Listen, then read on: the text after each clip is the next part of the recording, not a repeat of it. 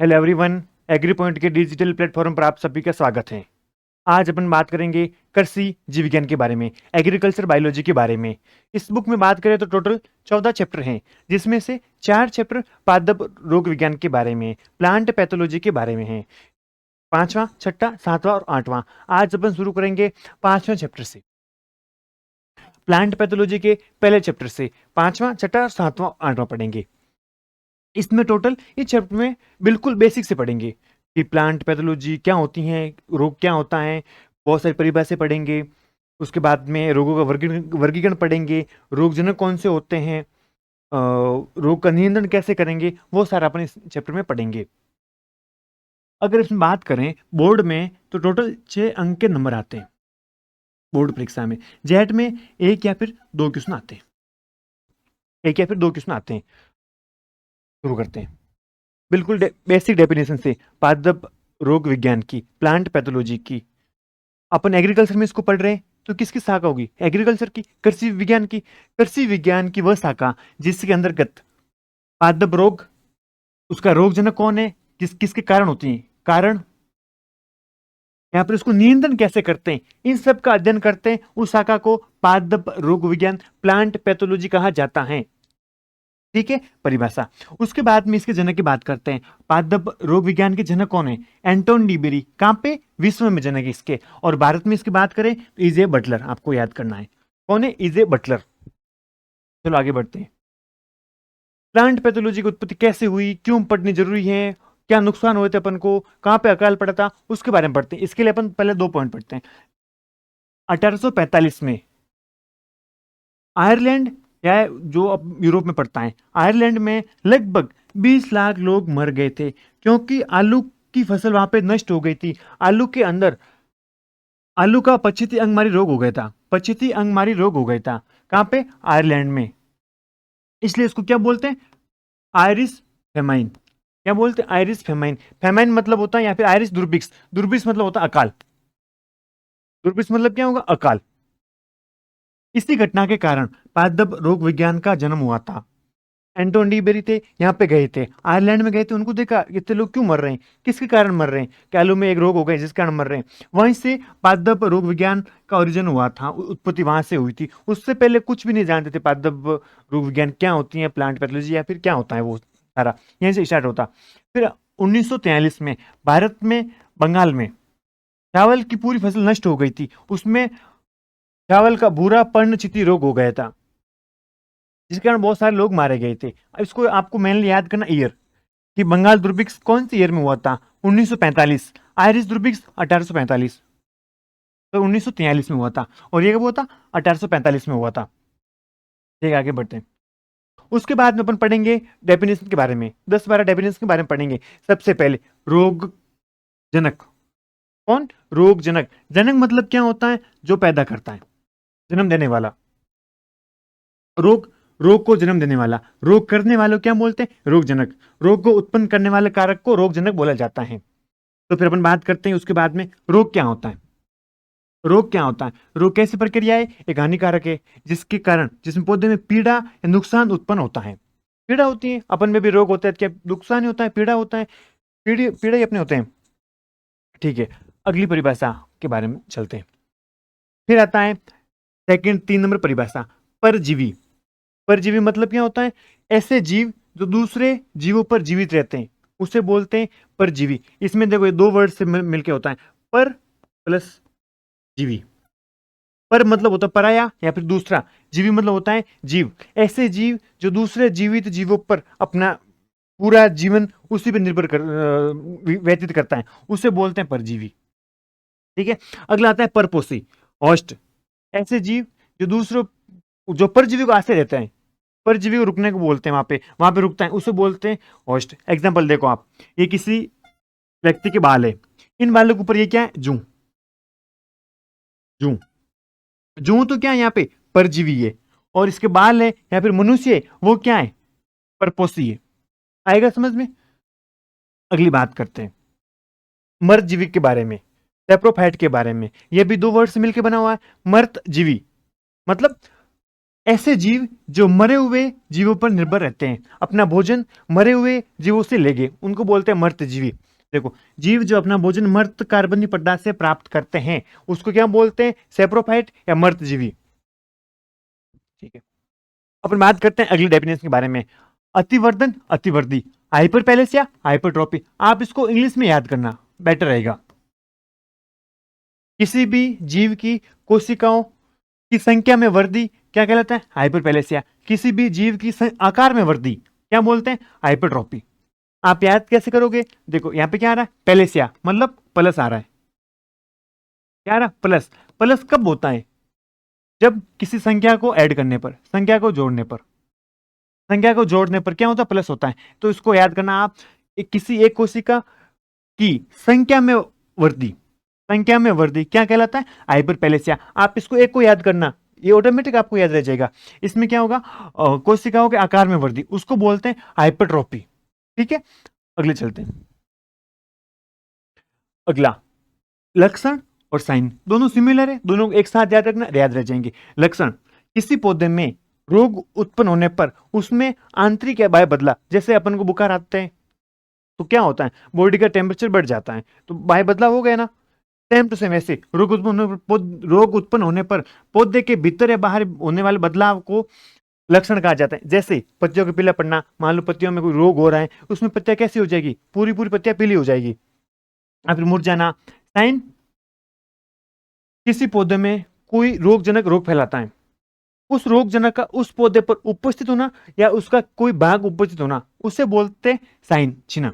जैसे रोग, पौधे के रोग ग्रसित भाग पर सीधे तौर पर दिखाई देने वाला रोगजनक या उसका कोई भाग चिन्ह कहलाता है, साइन कहलाता है। जैसे फंगस का सफेद रोग पाउडर, जैसे मस्टर्ड रस्ट होती है, सरसों का सफेद रोली रोग होता है, उसमें आपको पत्तियों पर सफेद रंग का पाउडर दिखाई देगा। वो क्या है? पाउडर उस फंगस का दिखाई देता है, उसे बोलते साइन। उस फंगस खुद को तो बोलते हैं क्या? ये तो है अपना रोगजनक, ये सफेद रंग साइन, चिन्ह। ठीक है, अगली परिभाषा में आती है इट्यूलेशन या पांडुरता। आपको पीछे वाला राम नाम पकड़ना है, रता मतलब रात, इसको ऐसे याद करना। रता मतलब रात। रात कब होती है? जब अंधेरा होता है, प्रकाश अनुपस्थित होता है। कारण, प्रकाश की अनुपस्थिति में पौधों का पीला पड़ना क्या कहलाता है? पांडुरता। याद रहेगा, प्रकाश की अनुपस्थिति मतलब अंधेरे में, अंधेरे के कारण पौधे पीले पड़ने लग जाते हैं या फिर पौधे मरने लग जाते हैं, उसे बोलते हैं पांडुरता। अगला था फाइलोडी। अगला डेफिनेशन किसकी है? फाइलोडी की। ये आपको किसका पौधा दिख रहा है? ये अपना है पौधा तिल का। आप कभी खेत में जाते हो, अभी खरीफ की सीजन की क्रॉप है ये, आप खेत में जाओगे तो आपको दिखाई देगा, इस ये पौधा है ना, इसके जो ऊपर वाला पोर्शन होता है जहां पे फूल आते हैं, ये फूल पत्ती में सेंज हो जाते हैं। किसके? पत्तियों में सेंज होते हैं। इसको फाइलोडी बोला जाता है। पौधे के पुष्पीय भागों का पत्ती के समान संरचना में बदलना फाइलोडी कहलाता है। इंपोर्टेंट है, याद करना आप एग्जाम की दृष्टि से। अगली परिभाषा, ट्रांसमिशन और वाहक के रूप में। इन समान परिभाषा है, उनको एक साथ में याद करना ताकि वो लंबे टाइम तक आपको याद रहे। देखो, पहले अपन पढ़ते हैं संचरण। ट्रांसमिशन, ट्रांसमिशन से आपको याद करना है ट्रांसफर। ये एक संक्रमित पौधा है, एक संक्रमित पौधे से दूसरे स्वस्थ पौधे पर रोगजनक के जाने की प्रक्रिया को क्या बोलते हैं? संचरण। जैसे यहां से यहाँ रोगजनक जा रहा है, ये क्या एक प्रक्रिया है? प्रक्रिया, इस प्रक्रिया को ट्रांसमिशन या संचरण बोला जाता है। रोग का एक पौधे से दूसरे पौधे पर स्थानांतरण होना, इस संक्रमित पौधे से स्वस्थ पौधे में रोग का स्थानांतरित होना संक्रमण कहलाता है। अगली परिभाषा, जिसको ये लेके, जो रोग को लेके जाता है, कारण कौन सा इसका, कारक कौन इसका, कौन लेके जाता है, उसको बोल जाता है वाहक या वेक्टर। उसको क्या? वाहक या वेक्टर। कौन से इसमें होते हैं वाहक या वेक्टर के रूप में? कीट, हवा, पानी या मनुष्य, कोई भी हो सकता है। किसी के थ्रू रोगजनक का ट्रांसफर हो जाता है एक स्वस्थ पौधे से, सॉरी, संक्रमित पौधे से स्वस्थ पौधे की ओर। वह किस रूप में काम करता है? डिलीवरी बॉय की तरह काम करता है। जैसे डिलीवरी बॉय का काम क्या होता है? किसी भी वस्तु या खाने को एक जगह से दूसरी जगह पहुंचाना। सेम टू सेम वहां का यही काम होता है। इसमें जो रोग है इसको यहाँ पर पहुंचाना, पहुंचने वाले क्या बोलते हैं? वाहक। वापस से बोल रहा हूँ, जो ये प्रक्रिया होती है संक्रमित पौधे से स्वस्थ पौधे में रुक जाता है। इस प्रक्रिया को तो बोला जाता है ट्रांसमिशन। जो लेके कौन जाता है, जैसे ये तितली हो गई, उसको क्या बोला जाता है, वेक्टर। ये वेक्टर है। ठीक, आगे बढ़ते हैं। अगले देखो डेफिनेशन दो आ रही है। एक तो आता है संपर्क, एक आता है सर्वांगी। कौन सा, कॉन्टैक्ट और सर्वांगी। दो पौधे, इन पौधों में से किसी एक रसायन का अपन ने स्प्रे किया। स्प्रे करने पर इसमें तो यहां तक स्प्रे गया, बाकी वाले भाग पे नहीं गया। इसमें भी यहां तक स्प्रे गया। दोनों में दो कंडीशन होगी। इसमें से पौधा जहां पे स्प्रे किया है वो ही जलेगा, बाकी वाले कोई नहीं, ये बिल्कुल स्वस्थ खड़ा रहेगा, इसमें कोई प्रॉब्लम नहीं आएगी। इसमें आपको दिख रहा है स्प्रे यहां तक किया पर पूरा पौधा जल गया है। क्या हुआ कि किसी भी एक भाग पर स्प्रे करने पर, उसका छिड़काव करने पर रसायन का, वो पूरे भाग में फैल जाता है, पूरे पौधे के पूरे शरीर में फैल जाता है। उसको बोलते हैं सर्वांगी। नाम को इसको पकड़ो, सर्व प्लस अंग, क्या, सर्वांगी, सर्व अंग, पूरे अंगों में फैल जाता है। ऐसे रसायन को, केमिकल को सिस्टेमिक कहा जाता है। इसमें क्या होगा कि जिस भाग पर आप स्प्रे करते हो उसी भाग में रहता है, आगे नहीं जाता है। दवा केवल उसी हिस्से में काम करती है जहां पर सीधे संपर्क में आती है, जहां पे कांटेक्ट में आएगा उसको बोल जाता है कांटेक्ट। इसमें सिस्टेमिक सर्वांगी, याद करना, सर्व प्लस अंग, सभी भागों में फैल जाते हैं जहां पर भी आपने इसमें स्प्रे किया है। इसमें क्या होता है कि आप जैसे स्प्रे करता हो, स्प्रे करते हैं तो जाइलम एंड फ्लोएम में चला जाता है। तो जाइलम और फ्लोएम तो पूरे पौधे के भागों में होते हैं, तो इसके कारण पूरे पौधे के भागों में फैल जाते हैं।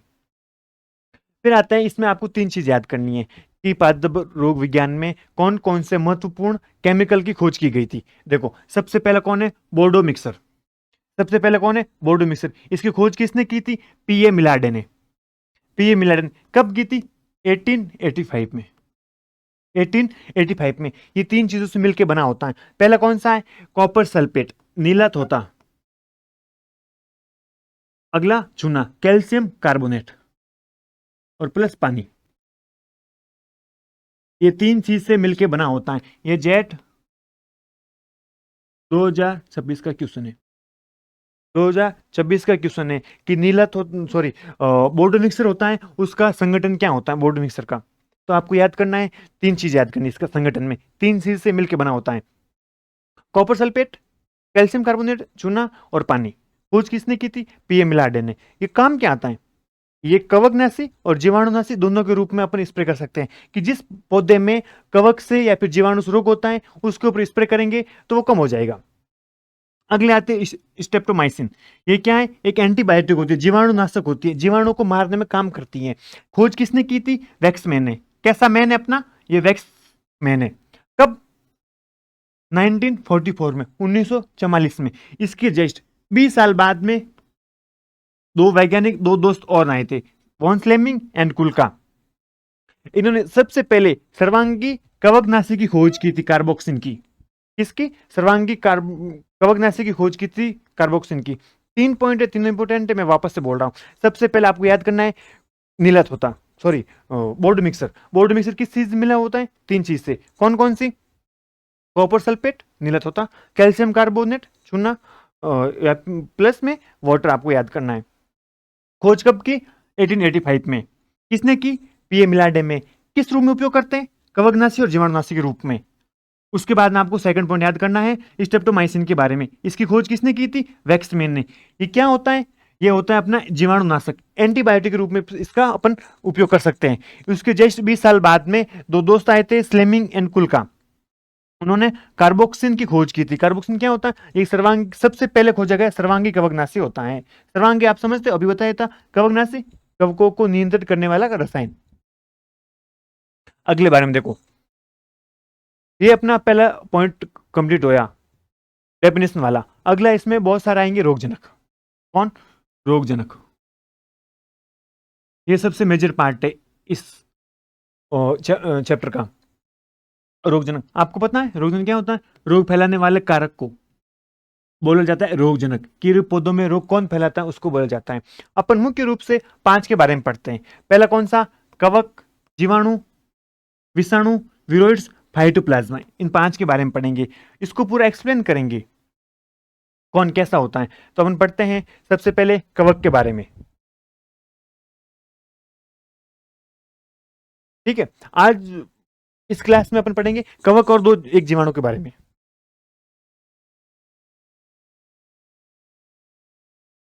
क्या पढ़ेंगे? कवक और जीवाणु के बारे में। पहले शुरू करते हैं अपन कवक के बारे में। कवक के अंदर क्या पढ़ेंगे? सामान्य परिचय, कवक कैसा होता है कैसा नहीं होता है, तो पूरा देखेंगे इसको। इसकी कोशिका कैसी बनी होती है, पूरी कोशिका को देखेंगे खोल के।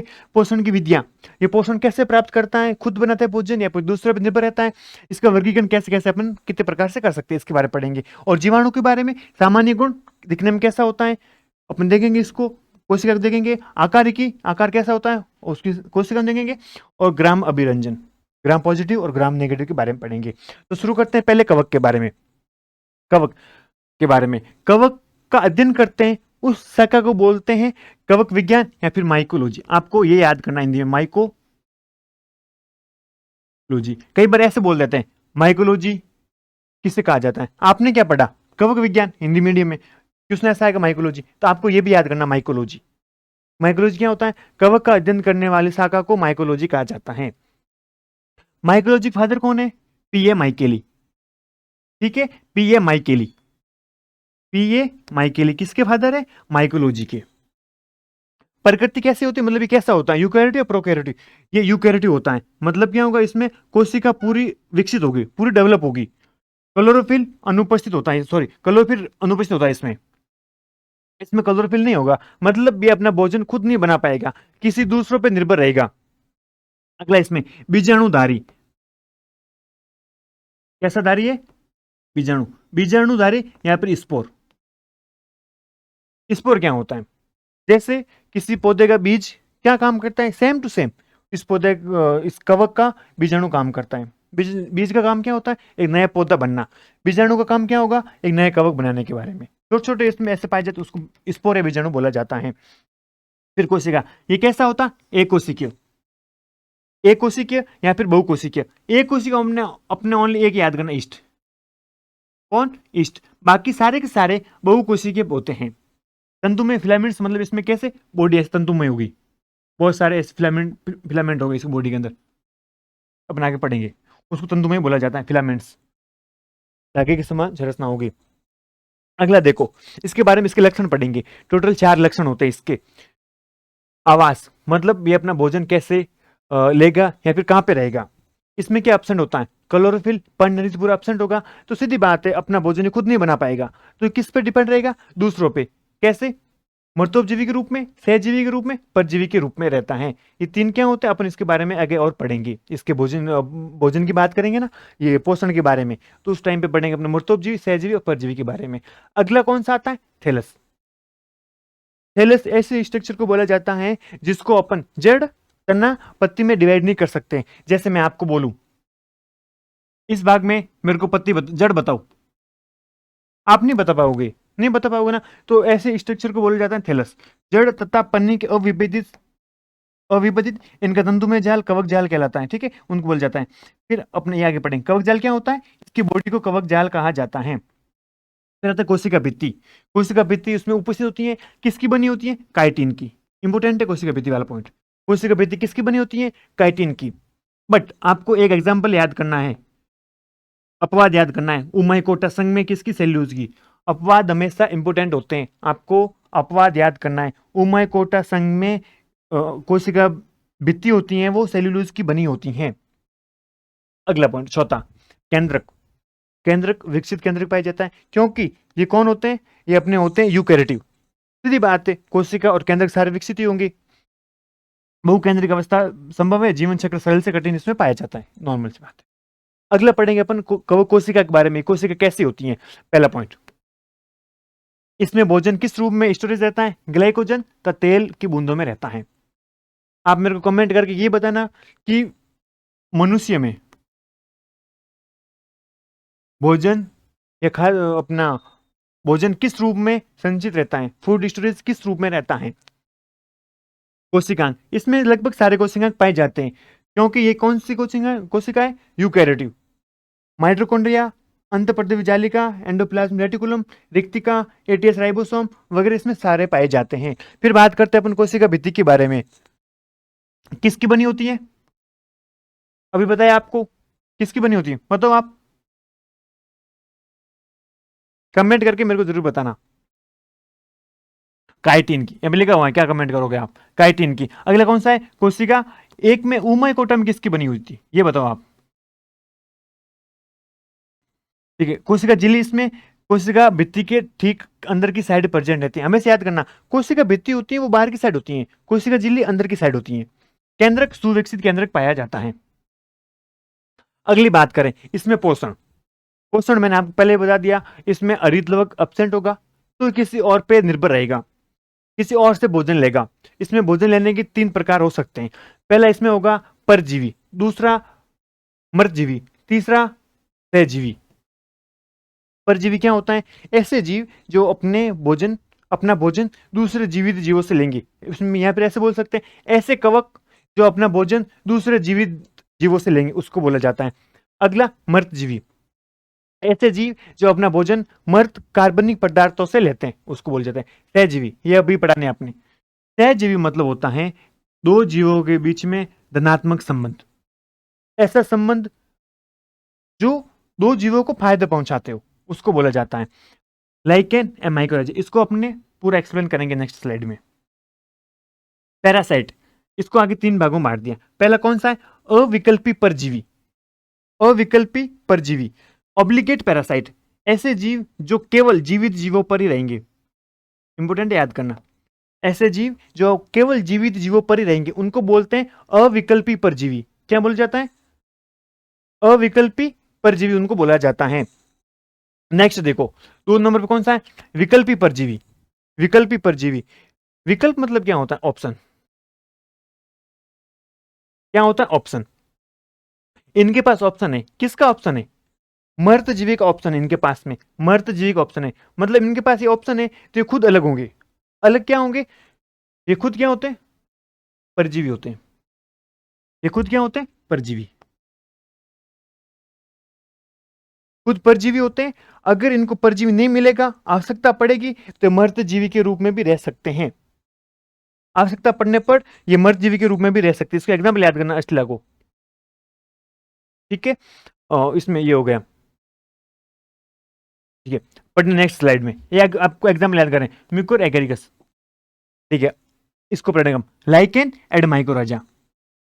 किसके एग्जाम्पल है? सिम्बायोनेट, सहजीवी के। सहजीवी क्या होता है? कि ऐसे जीव जो दोनों साथ में रहेंगे और दोनों को फायदा पहुंचेगा। पहला पढ़ते हैं अपन लाइकेन। पहले क्या पढ़ेंगे अपन? लाइकेन। लाइकेन किसका संबंध होता है? कवक और शैवाल का। किसका होता है? कवक प्लस शैवाल का धनात्मक संबंध लाइकेन कहलाता है। इधर वाला कौन है? ये शैवाल। इधर वाला कौन है? कवक। कवक शैवाल का साइनोबैक्टीरिया कहलाता है। ठीक है, इसको साइनोबैक्टीरिया या फिर शैवाल होता है, उनका धनात्मक संबंध क्या कहलाता है? लाइकेन।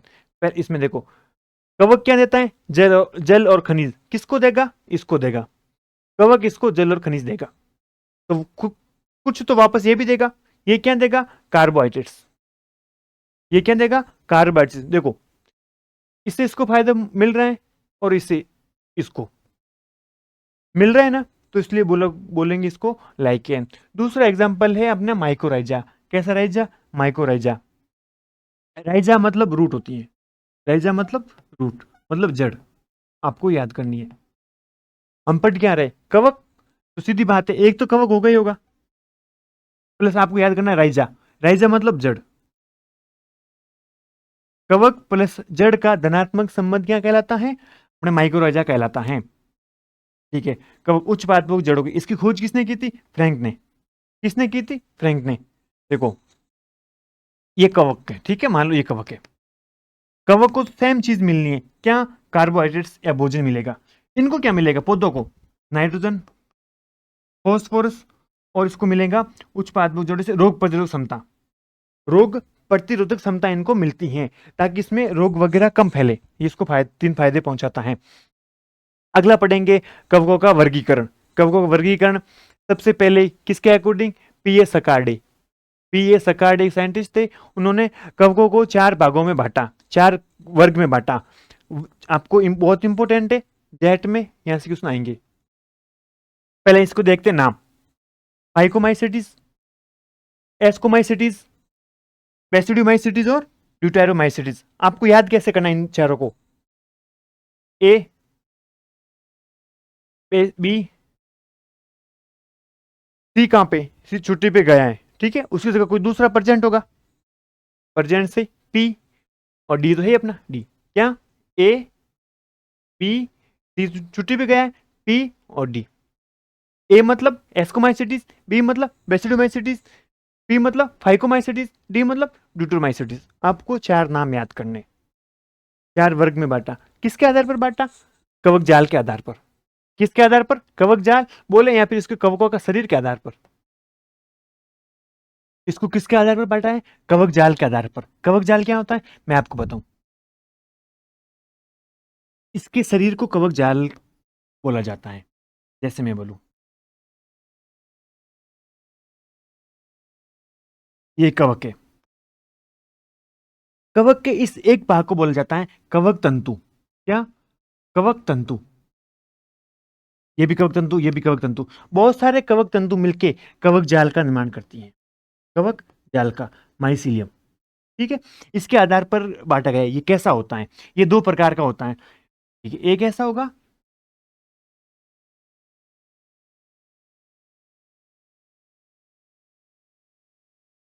एक ऐसा होगा, ऐसा होगा। देखो इसमें,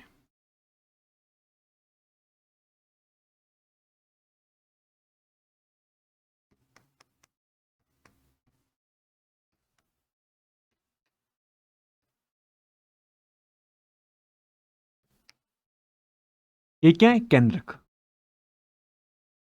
इसमें आरडी भित्तियां पाई जाती हैं। कैसी भित्तियां? आरडी भित्तियां, क्रॉस वॉल। इसमें आरडी भित्तियां क्रॉस वॉल पाई जाती हैं। इसको बोलते हैं पटयुक्त,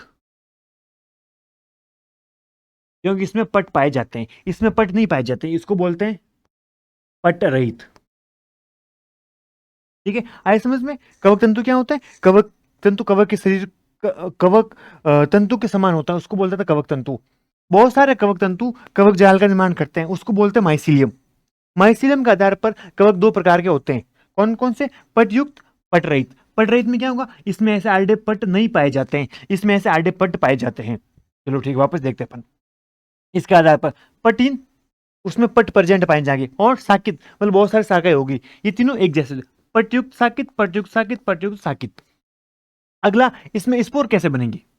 स्पोर क्या होते हैं? जो इसके बीज होते हैं, या फिर उसको बोल सकते हैं अपन, अपन इसको बोल सकते हैं, जो इसके बीज होते हैं उसको क्या, बीजाणु स्पोर बोला जाता है। अपन को स्पोर के नाम याद करने पड़ेंगे।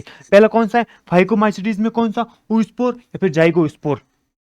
एस्को स्पोर में एस्को बीजाणु, बेसिडोमाइसिटीज में बेसिडो बीजाणु, ड्यूटरोमाइसिटीज में इसमें लैगिंग बीजाणु एब्सेंट होता है। उसकी जगह आपको इंपॉर्टेंट है याद करना, अलैगिंग बीजाणु पाया जाता है।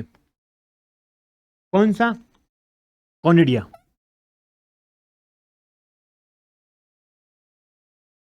कौन सा? कॉनिडिया अलैगिंग, इसमें बीजाणु पाया जाता है।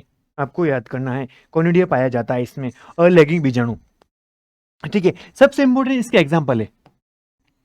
क्वेश्चन आएगा फाइकोमाइसिटीज के एग्जाम्पल कौन कौन से हैं? आप क्या बताओगे? एल्बुगो राइजोपस। एस्कोमाइसिटीज में कौन से होते हैं? क्लेविसेप्स एरिसाइपी। अगला, बेसिडोमाइसिटीज में पक्सिनिया अस्टिलागो। अल्टरनेरी फ्यूजरम किसके?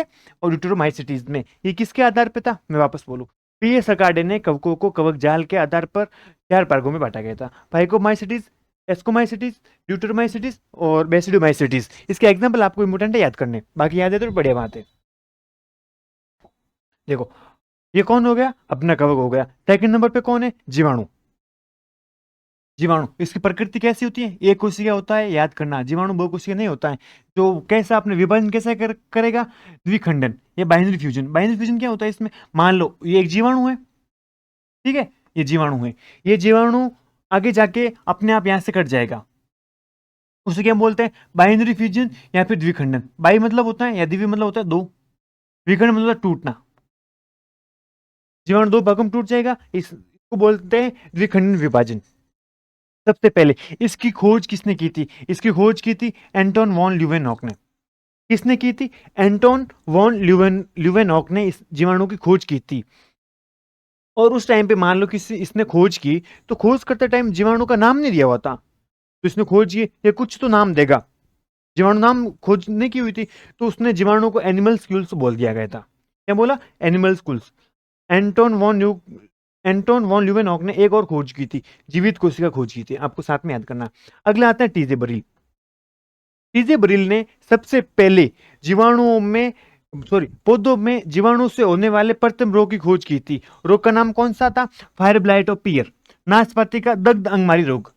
नाशपाती का दग्ध अंगमारी रोग या फायर ब्लाइट ऑफ पियर, सबसे पहले इसने इसकी खोज की थी। कब की थी? 1878 में। अगला, इसके जीवाणु प्रमुख गुण कौन कौन से होते हैं वो पढ़ेंगे। पहला, इसमें केंद्रक। इसमें केंद्रक नहीं पाया जाता है, क्योंकि ये कैसा होता है? ये प्रोकैरियोटिक जीव होता है, तो इसमें केंद्रक नहीं पाया जाएगा। दूसरा, भित्ति। इसमें कोशिका भित्ति किसकी बनी होती है? पेप्टिडोग्लाइकेन या म्यूरिन की इसमें कोशिका भित्ति बनी होती है। कवकों में किसकी होती है? काइटिन की या फिर सेल्यूलोज की बनी होती है। श्वसन के लिए इसमें माइटोकॉन्ड्रिया नहीं पाया जाता है, क्योंकि ये प्रोकैरियोटिक जीव है, माइटोकॉन्ड्रिया इसमें होगा नहीं। तो श्वसन के लिए कोई तो अंग होगा, उसको अंग होता है, उसको नाम बोलते हैं मिजोसोम। एक बार आपको याद करना है, एक बार किसने आया था? माइटोकॉन्ड्रिया के समजात अंग कौन सा होता है जीवाणुओं में? कौन सा? मिजोसोम। माइटोकॉन्ड्रिया का भी काम होता है श्वसन करना है, ऊर्जा उत्पादन में, तो सेम टू सेम इसका ये काम होगा। अगला, जेनेटिक्स मटेरियल, इसमें क्या होगा? वर्ताकार, वर्ताकार गोल श्वसन, स्वतंत्र द्विरज्जु की डीएनए इसमें पाया जाता है। अतिरिक्त अतिरिक्त डीएनए पाया जाता है, उसको बोल जाता है प्लाज्मिड। प्लाज्मिड क्या होता है? जीवाणु कोशिका में अतिरिक्त वर्ताकार डीएनए पाया जाता है, उसको बोला जाता है प्लाज्मिड। इसकी परिभाषा याद करना प्लाज्मिड की। राइबोसोम कौन सा? ओनली 70S पाया जाता है इसमें, इतना याद करना आपको। 70S राइबोसोम इसमें पाया जाता है जीवाणुओं में। अगला, उसके आकार। जीवाणु का आकार कैसा होता है? उसकी मॉर्फोलॉजी कैसी होती है? 4 प्रकार की होती हैं। एक नंबर पे कौन सा है? गोलाकार। जीवाणु कैसा होगा? गोल आकार में होगा। 2 नंबर पे छड़ाकार, रॉड के जैसा होगा। 3 नंबर पे सर्पिलाकार, सांप के जैसा। 4 नंबर पे विब्रियो, कॉमा शेप का। ये कॉमा दिख रहा है आपको ऐसे, कॉमा, ये कैसा होता है? कॉमा शेप का होता है। इसमें आपकी नॉर्मली डायग्राम याद करना, डायग्राम के साथ में डेफिनेशन अपने आप याद रह जाएगी। फिर आता है जीवाणु की आंतरिक संरचना। जीवाणु कैसा होता है? इसकी कोशिका संरचना कैसी होती है? जीवाणु में 3 परत पाई जाती है। 3 परत। सबसे पहले एक बाहरी परत होती है, उसको बोलते हैं कैप्सूल। क्या बोलते हैं? कैप्सूल। कैप्सूल प्रोटीन की बनी होती है, सबसे बाहरी, जो इसको सुरक्षा प्रदान करती है। उसके अंदर रहता है कोशिका भित्ति। उसके अंदर कौन रहता है? कोशिका भित्ति, जो किसकी बनी होती है? स्यूडोम्यूरिन या पेप्टिडोग्लाइकेन या फिर म्यूरिन की। पेप्टिडोग्लाइकेन या फिर म्यूरिन की। उसके अंदर रहती है कोशिका झिल्ली। ये आपको दिख रही है, ये वाली, ये कोशिका झिल्ली है। उस एक जगह से कोशिका झिल्ली क्या होती है? अंतर्वलन हो जाती है, मतलब अंदर से मुड़ जाती हैं।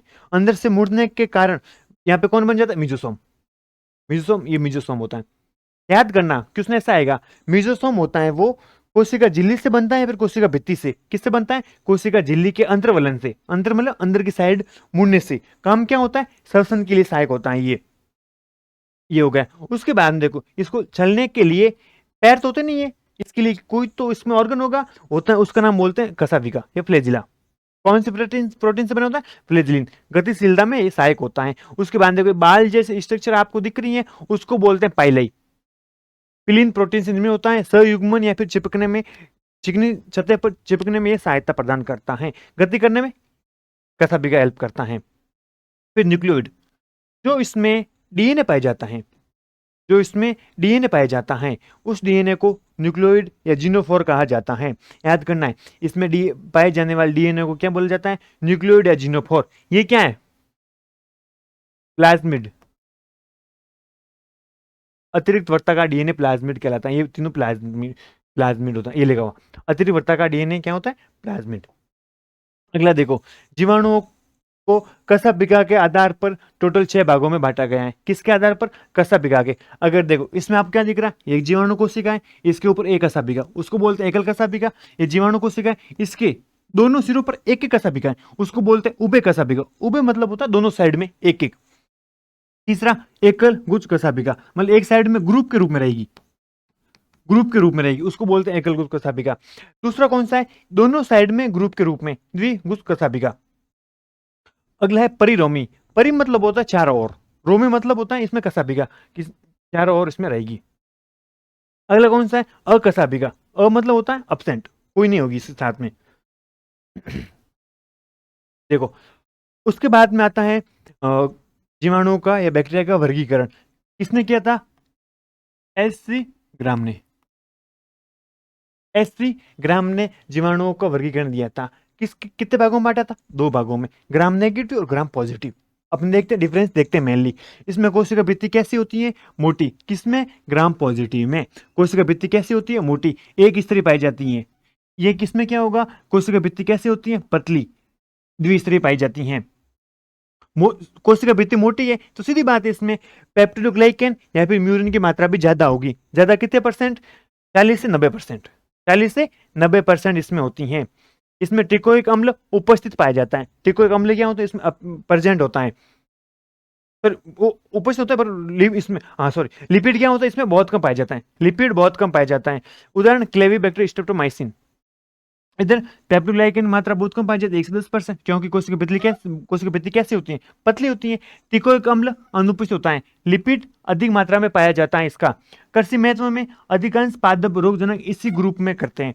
जो पौधों में रोग फैलाते हैं वो जीवाणु अधिकतम नेगेटिव वाले होते हैं। अधिकतम नेगेटिव वाले होते हैं, बहुत कम पॉजिटिव वाले होते हैं। ठीक है, अगला। इसमें आपका आज का सारांश दिया हुआ है, जो मेन पॉइंट है। अपनी एक क्लास और रहेगी इस चैप्टर को समझने के लिए।